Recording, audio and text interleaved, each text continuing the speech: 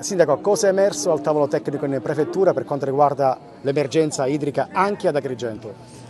Sì, si è lavorato tanto, assieme ad AICA si stanno reperendo tante fonti, tanti pozzi nel territorio della provincia di Agrigento, già 2 sono stati reperiti per un totale di 100 litri al secondo, quindi questo andrebbe a sopperire questa crisi attuale. Si sta lavorando anche affinché la Regione si possa attivare per i dissalatori, il nostro caso è quello di Porto Empedocle, che già è stato incluso come fonti di finanziamento nei fondi di sviluppo e coesione che arrivano dall'Europa. Spero che in breve tempo si possa aprire uno spiraglio, perché in effetti senza acqua non si può vivere. Nell'immediato, Sindaco, cosa farete per tamponare l'emergenza idrica ad Agrigento? Ma nell'immediato sto vedendo se dalle scarse fonti di approvvigionamento si può aprire o aumentare il flusso attuale, in modo tale che